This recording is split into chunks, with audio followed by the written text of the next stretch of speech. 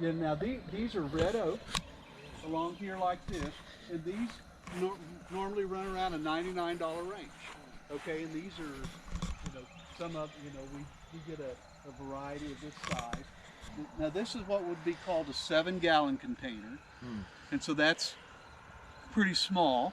Then a 15-gallon size of a red oak like this is probably going to be more in like the probably 169 range. The 15-gallon size is real popular. I'll show you what a size like that is. That's pretty much, well, like these over here, those are 15-gallon. Oh, yeah. We try to work with the smaller trees. Now, we do order larger trees special order, but they're more work. These are easy to handle. If you have the city of Blue Rapids, they have like an Arbor Day where they're having volunteers to come help them plant. These are real easy to handle, and the 15 gallons, 2 people can handle them real simple. And we try to get everything container. I don't do ball and burlap.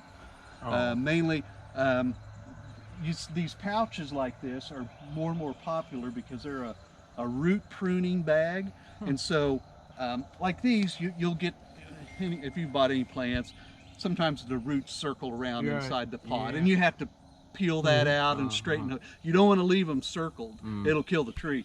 But those, for the most part, the roots hit those bags and it stops them and it prunes them off, and they get a good root ball out of that.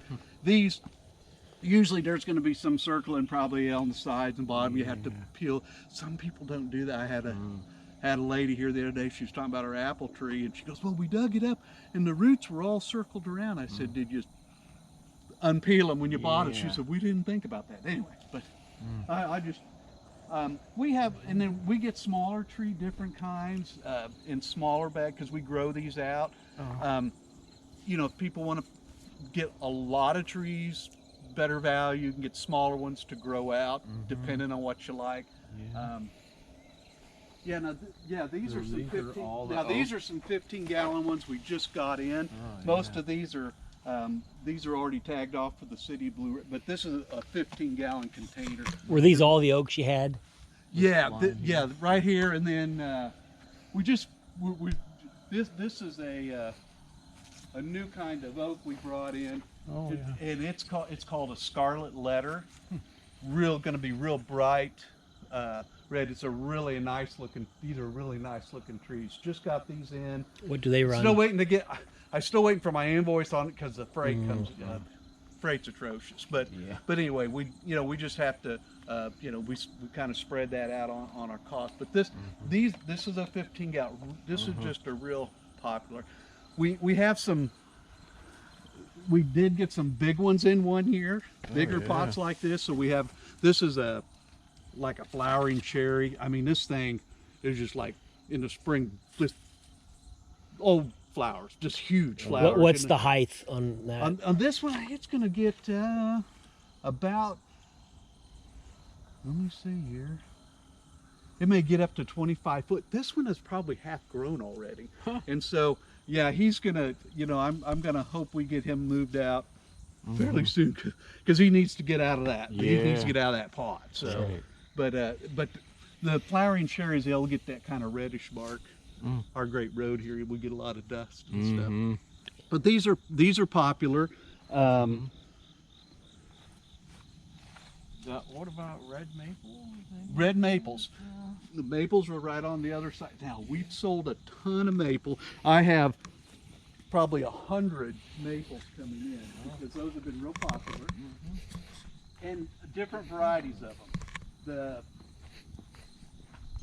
Of course, they've been breeding trees to get better characteristics out of them. One tree to take a note of. These are called ginkgos. If you've never seen them, they have kind of a whitish bark and then a feathered leaf. In the fall, they do bright gold, just like an aspen tree. But then the first freeze, they drop all the leaves. So it's like this carpet around. But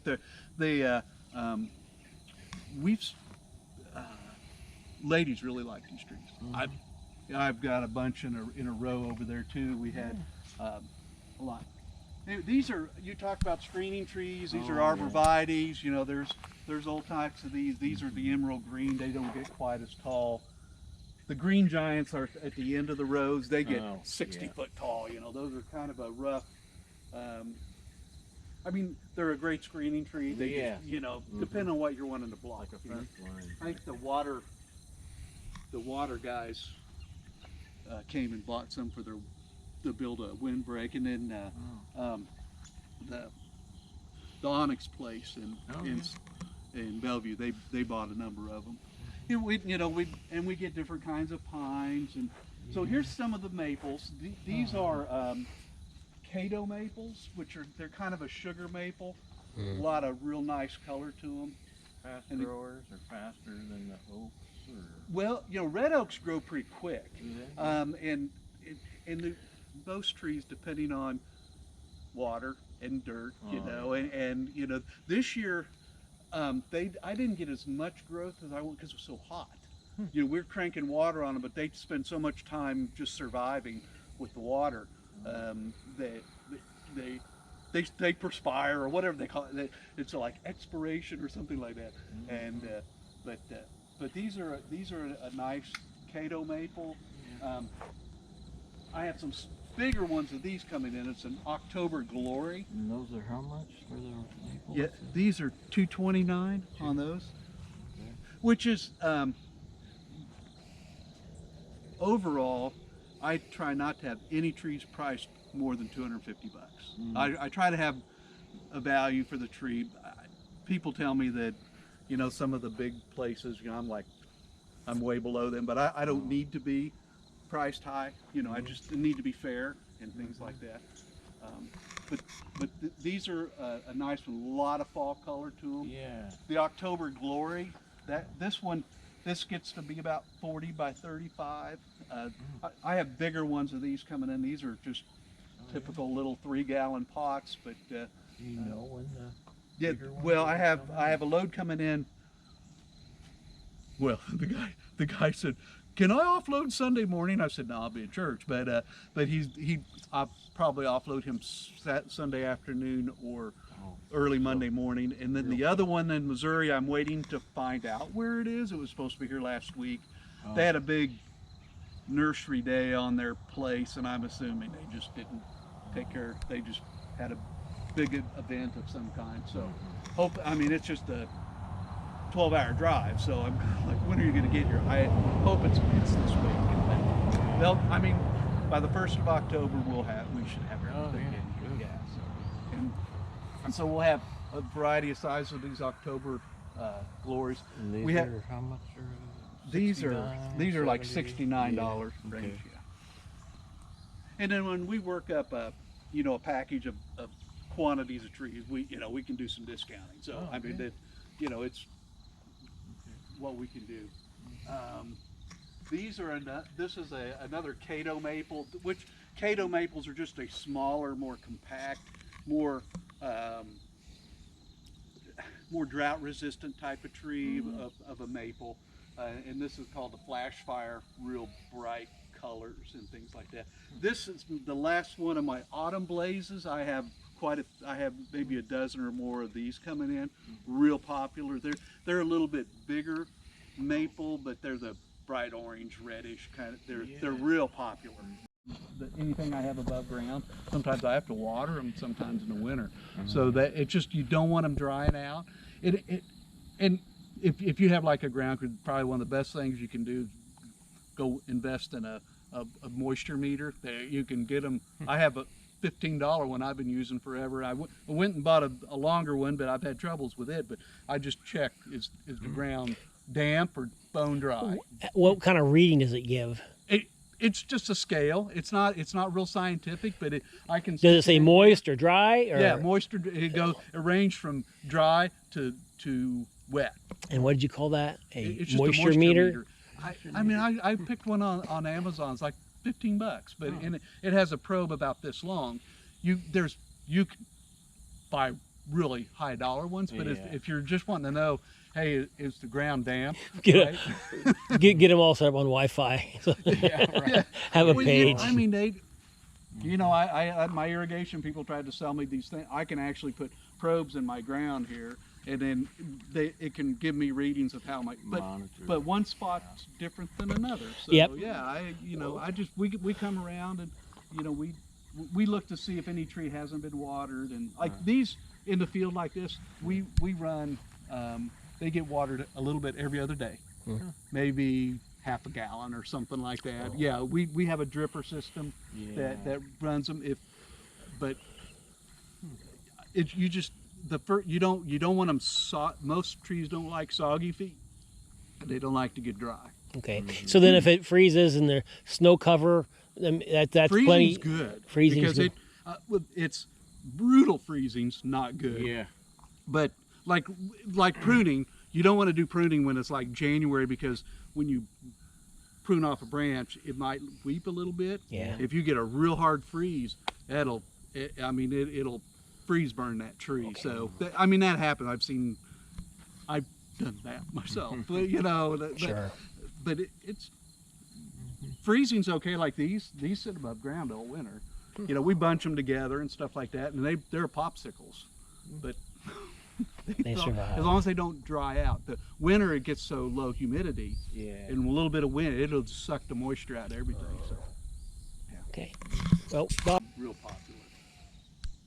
I have one. This one is from the city of Blue Rapids, but this is a red point maple, and real popular in towns and things, because it size wise it gets 45 by 30, real bright red. It's a little hardier, been able resistance to some of the bugs and like the Japanese beetles and things like that. I brought a few of these in, and then when Migo was cutting trees down, and I guess the city was kind of recommending some kinds of trees for people, and that was one of them. And so we'll have this in a variety of 7s and 15-gallon containers as well. Oh, good. Yeah, so there'll be some of those. And what's a tree like that? This one's 149. 140. Yeah. Okay. And so the bigger ones are probably going to be in that 2 to 229, 199, 229 range. Sometimes the price varies just a little, depending on what my ending freight bill was. I had to cancel one order out of Michigan. I was the only one that was going to be on the load, and they wanted me to pay for an entire truck, and I only needed like 15 feet of a 45-foot truck, and I had to cancel that. Those are red buds on the other side. Oh yeah. Some of the leaves have started to change. I think probably heat stress, and it's getting closer to fall. These are called forest pansies, and they have kind of a maroon leaf all year long. Oh. So if you're looking to put some color in things, they would look. You see those maroon leaves? Oh, yeah. Those are Canada red choke cherries. The Forest Service is that's one of the trees they kind of recommend out there for ornamentals, because a lot of people are looking for new ornamentals after because Kansas has signed on to the quarantine on the flowering pear trees. That they say are invasive. Yeah. Even though there's a number of varieties of those that don't produce fruit, but it's kind of so service berries and some choke cherries. Those are we have these are my leftover from a bigger truck, a bigger load a while back. These were those Crimson King type maples, but they've had this is from heat distress is what's happening here. So, but normally the leaves are there's a little bit of red left on these trees are not going to make the cut for the end of the year, but we have some others of the crimson type maples coming in that have the maroon and reddish leaves all year long. You're saying those aren't going to survive? These will. They're just not real pretty, so they're probably going to go in my yard here. So they don't take up space in the. Well, Okay. some people. I have some people to come by. They want to buy my bargain trees at the end of the year, and I let these things go just to let them go. I go, there's no, even this guy, he's kind of de-leafed a little bit. He's going to have to get pruned up, and somebody's going to have to baby him. But I'm just keeping them here to keep them watered, just to keep. It's easier to keep them connected to the water system and things like that. But these are like this one is a century maple, and so they call it columnar. So they're for narrow. Like if you're looking for some narrow type trees, there's maples that are that way, and also some oaks that are that way. They're more of a columnar, so they don't spread out, but they they kind of like you could accent like scoreboards and things, things like that. Yeah. Yeah, we have some of those fast-growing poplars over there too. These are just some of the other maples, Pacific maples. So there's a lot of different varieties. There is a lot of different maples. And we'll have probably half a dozen or more on these. And this is just kind of a typical size of some we get. Yeah, that's good size.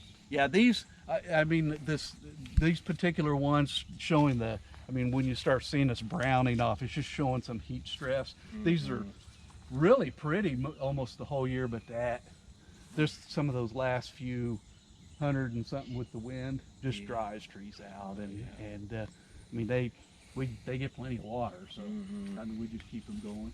Then of course we always have standby sycamores, people like that, and we have people always like to. Then there's a tree called a plane tree, which is similar to a sycamore.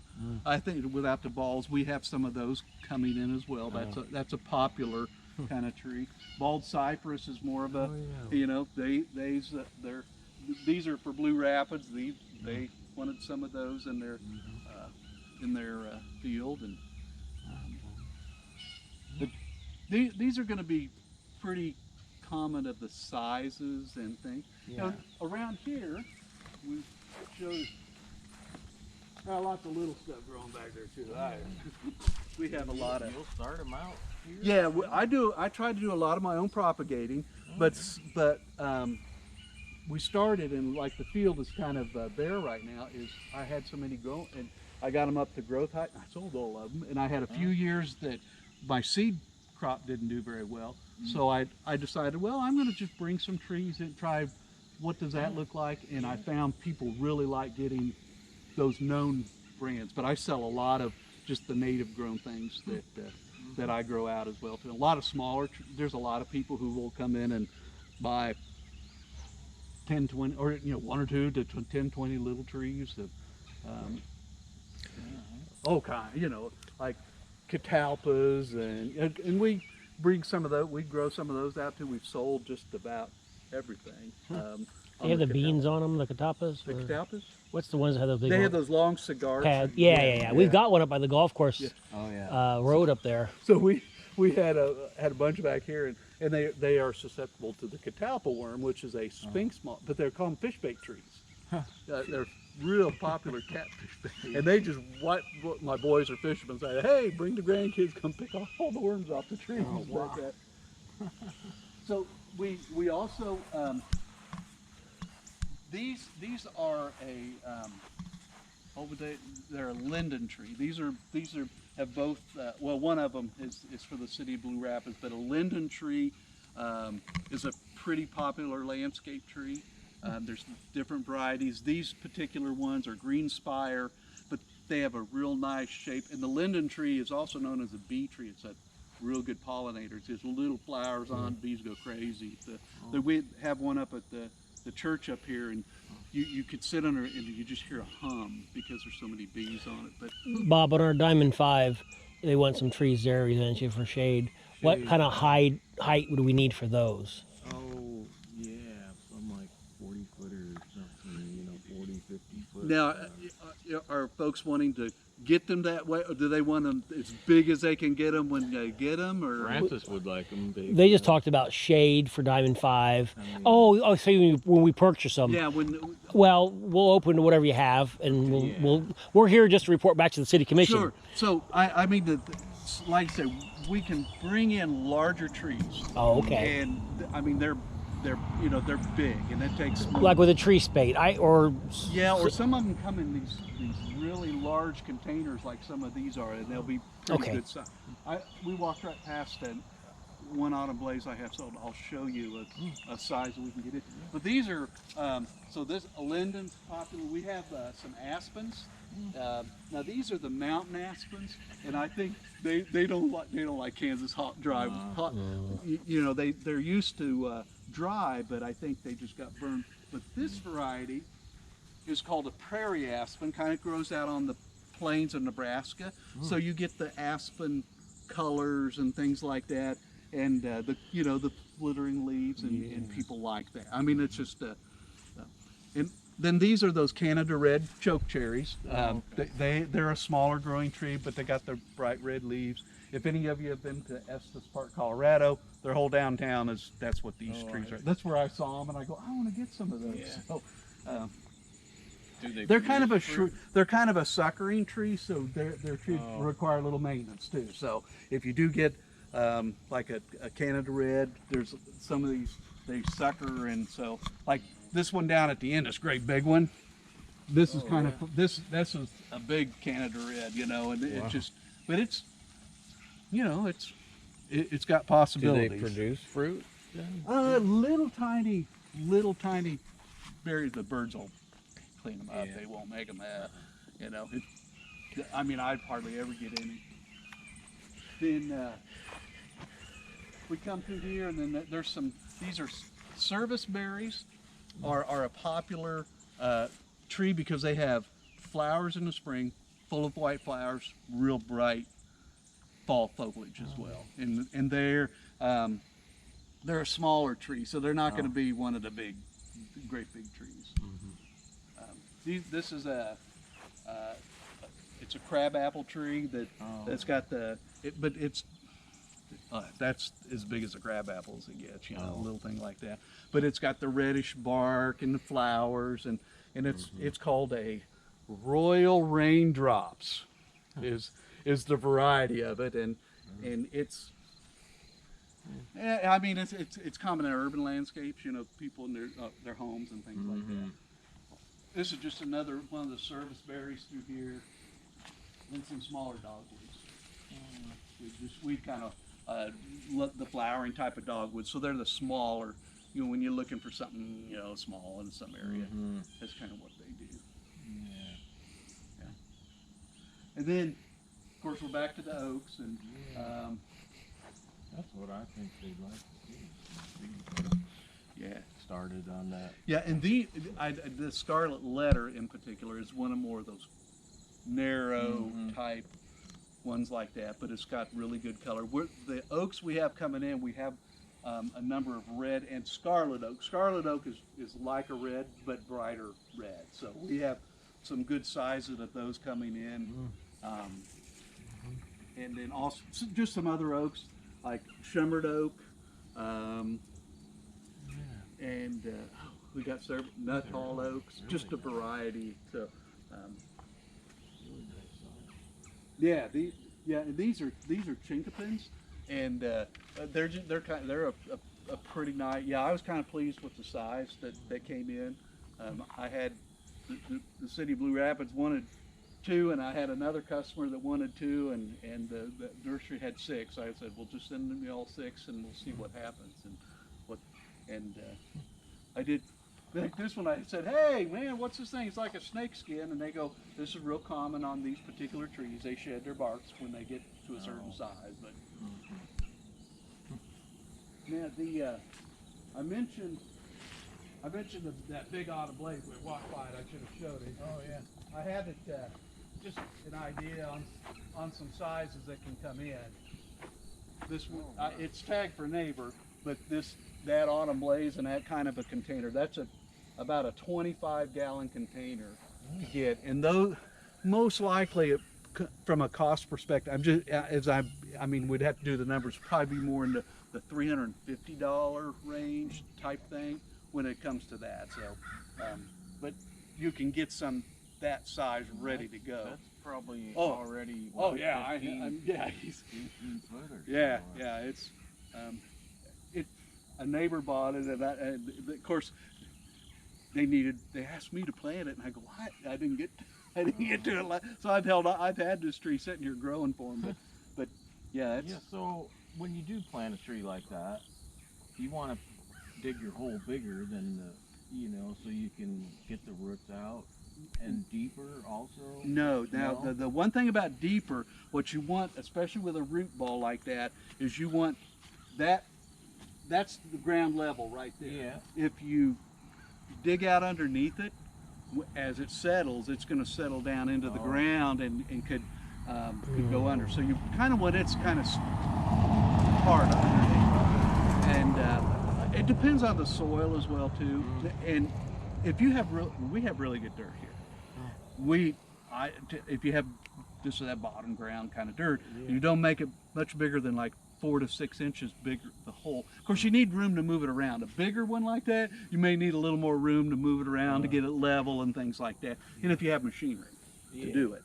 And then the bigger the hole, the more opportunity you'll have for staking it as well. Now, because some, and if and then too, like you said, you have to get to kind of fluff it out so you can get the roots spread out. I mean, it's going to be, you want the hole big enough to be able to do that. Yeah. And if you have, like in these, if you have roots that are spun all the way around it, you know, you can stretch it out and you can just clip them off. Oh. Yeah, and then a root, if you nick the roots, that's good. It's a wound, and it causes more roots to grow from it. So, yeah, and like on these bags, I tell people, I said, just take your razor blade knife and just peel it off like a banana, and it'll nick some of the roots, which is just fine. And just leave the bag in with it. Yeah, well, no, you peel the bag off and tear it off, but you just take your knife and just cut, and then just peel it off. Yeah. I said, don't try to wrestle it out of the bag. Tear the bag up. You know, Right. even with the plastic pots, most of these will come out, but some are so they start to swell the pot out. I just tell people, just cut them. Yeah. Just cut it and break it off, and don't unless you're trying to save them. Yeah. Well, I remember years ago when we used to plant trees on a yearly basis. They used the utility department, their auger for Digger truck? poles. Yeah. Yeah. They're like a 2-foot, you know, and they just drill it down and. In that, if you've got that kind of tool, like I have a couple sizes of augers I use, but if you've got a 2-foot auger, use a 2-foot auger. It's a lot better than digging with your hands. And then you would just put the dirt, and if the staking and things like that. I mean, it's all labor, but I mean, if you have people to help with And that. then we even went back around and we put mulch around them and kind of build it up, you know, a little berm type thing. Yeah, one Do thing, you want to build up mulch around a tree like that? One thing, it's been a recent phenomenon, I'd say, and some of it seems to be more of a landscape phenomenon, but people do like a volcano where they'll put mulch this high up on it, that'll rot that, it'll rot that stem. I usually tell people, you put 2 or so inches around it to help keep the moisture in, weeds down, and insulate. Do that for the first couple years, let the roots get established, and then We kind of put it in there and then like and way out. and then it helps catch the water. From running off. I mean, to help catch it. It's just I was looking at I can't remember, I was at a like dentist office or something, and I'm looking, I'm going, they had mulch. It was like a foot up the tree, and I'm like, what? They're good. And so I read a little bit about it, and it's I don't know, someone out there said that was the way to do it. I saw a report on one of the shows that was saying that was a bad thing a couple years ago. So just because I mean this is the ground level, like But I think we'll have a pretty good. I was just counting up. I think it's like at least 140 that are coming in, more trees and different ones, and some of them I already have, slated off for certain folks, but a lot of maples, a lot of oaks, variety, and this is supposed to be the best time of the year. It's a good time. when would you say the range is from beginning until the ground's too frozen? Until it gets too frozen. So I would. I mean, even like yesterday, it was so hot. I go, man, this is hot. I think October is like up to Thanksgiving is a really great time. I mean, we sell stuff all the way up until then. And as long as because right now all the energy is starting to go down into the roots. Yeah. And it helps the roots to grow, to get. So this is a good time. Spring's another good time, early before these container trees, you can plant them all year long. But when you transplant anything, you just have to care for it a little bit. And summer is it's too hot to work almost. More. It just nobody. It's hard on the people doing the work planting trees. And a lot more watering through the summer. Yeah. Mm-hmm.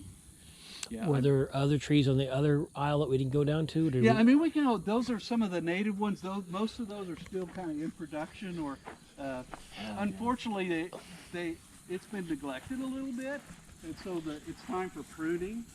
But I have these are I mentioned ginkgos, and these are all loose to the ground, ready to go. These need to be moved out or repotted.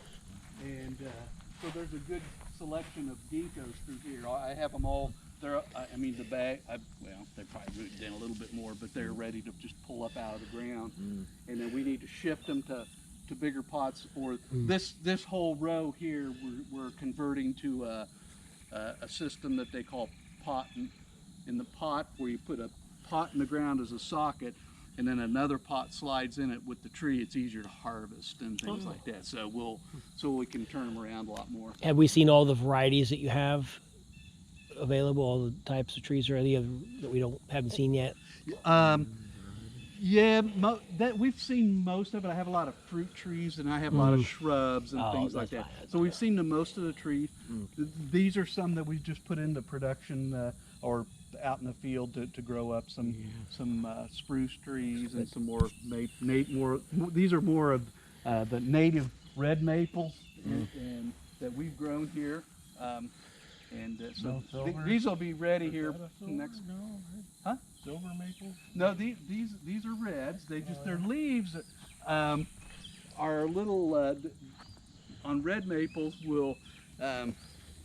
They get a real lot of variety of them, so that's not you get the little triangular leaf, but these you can already see the red starting to come into there, so they're going to have a.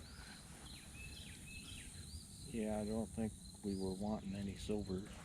Oh no, no, yeah, and just watch your step. That some of these holes are. Yeah, silver maples have really been the issue, and that's why a lot of there's kind of these cultivars of the maples, because they're maybe a little sturdier. They don't get so scraggly and things like that. Like the autumn blazes are real popular, but it was kind of one of the first ones. It's a cross between a red and a silver.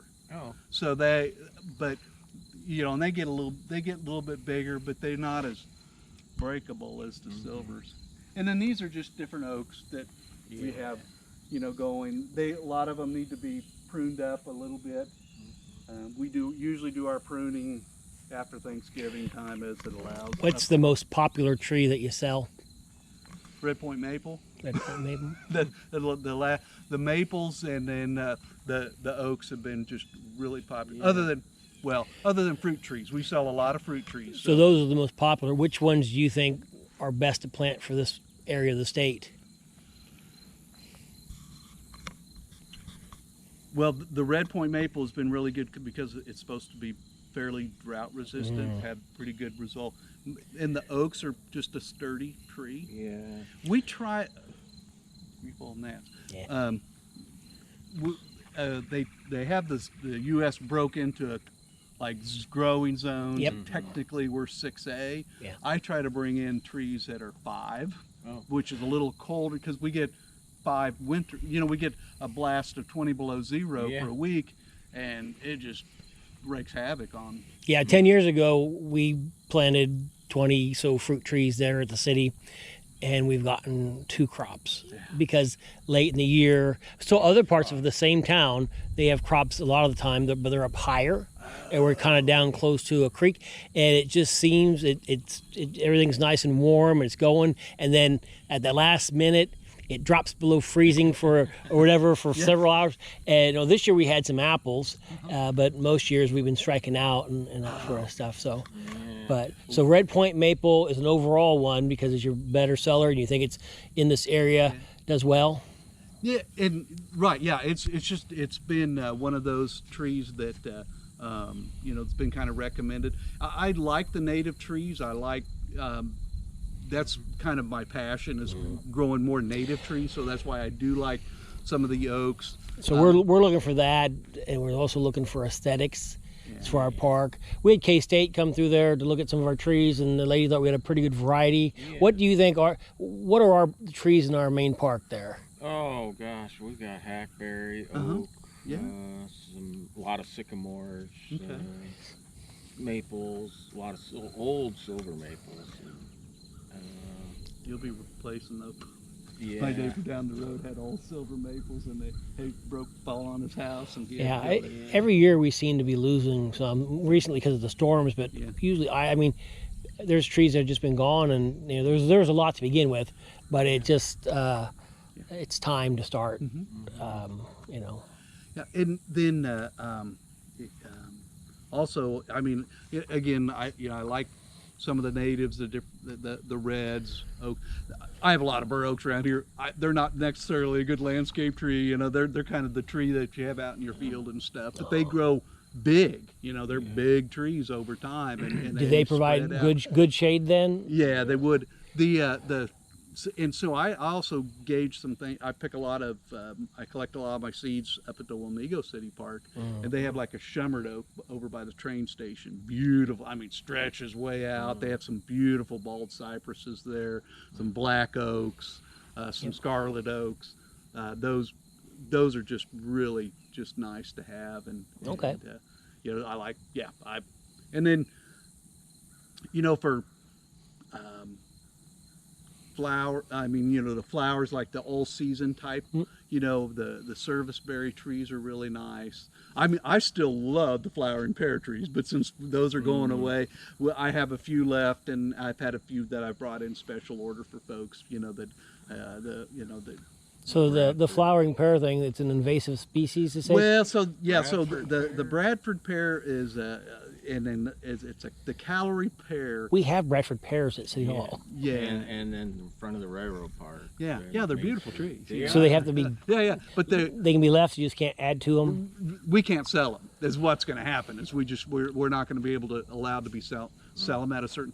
Now I've brought in some sterile varieties. I mean they're hybridized to be sterile, but I've asked the state, and they go, oh no, they're still a calorie offshoot. And I go, okay, but I'm gonna have some growing here. You can come check on them in a few years, and you tell me if they're invasive or not. I mean, they're beautiful trees and things. So I mean, anyway, I'm gonna have them out on the property, and then so another one that seems to be popular more in the towns and stuff is a frontier elm. Now because it gives good fall color, and it's resistant to the diseases that wiped out the elms. There's lace bark elms, which people like. It's got a really neat exfoliating bark, smaller tree. It's not like the American elms, the big, they go crazy. So those would be kind of the smaller. Of course, I mean, like any guy, you ask me what's my favorite tree, the one that somebody buys, that's one of the things, I started with all the natives, and people like those, but then they come, and some people want the variety that, there's really in Kansas, the only native tree is a cottonwood probably, and then everything else has come. Somebody like Custer's wife brought in all those trees. There was nothing in Manhattan and Junction City, and Custer's wife brought a bunch of trees, and it started going. When did the Osage orange arrive? Yeah, I don't know. Because those things seem pretty hardy. yeah. And also, I mentioned the ginkgo tree. So those have just been real popular. I just grew them because I thought, these are neat looking trees. But I sell a lot of trees to deer hunters doing deer plots and things like that. Yeah. And I had, for one season, I had about 6 groups come through. The guys came with their wives, and they would walk by, and the guys kept going, and the ladies would stop at those ginkgo trees, and they'd say, "You go buy whatever you want. I'm taking these home." And I've had people buy these to line their driveways with. So they've been around for a while, though. Yeah, and they can be a really nice big tree. That, and you'll, if people will say, "Oh, ginkgos, those can be stinky trees." So a ginkgo tree actually has a male tree and a female tree. Most trees have both things to pollinate. And they say, I have not seen it, smelled it, or anything, but after like 20 so years, you figure out if you have a male or a female tree, and the female trees can have some fruit that people say smells really bad. After 20 years? I go, okay, well, there's one of them in Peabody from 30 years ago. I'm going to go by next time I'm down there, see if it's still there. Nurseries have been, and I have some that are supposed to be hybridized where they're not, but I also have talked to other nursery guys. They go, yeah, but you won't know till 20 years, so they really don't know. So, but they're a neat tree. They have some multiple characteristics to them, and I enjoy the different varieties. So, yeah. Well, now, what I can do, let me make sure I give you a card. Yeah. And then there's 2 nurseries that I deal with. Well, there's 3 that I deal with a lot, that you can go to their website and look at all the varieties they have. And one of them is J. Frank Schmidt. I might have to write that down. I've got it. Wait, here, you know what? Here, I got a pen. Oh, he's got Okay. it. We're not going to put this all into one video. I'm going to edit it. Yeah. So go ahead and say what you need so to. it's J. Frank Schmidt in Boring, Oregon. Okay. Big. They supply nursery stock everywhere. And they're the one I'm getting a delivery from this weekend. Then there's Forest Keeling in Ellsbury, Missouri. They're a lot of a native tree type thing, but they have some unique varieties of oaks and things, and I'm bringing some in from them.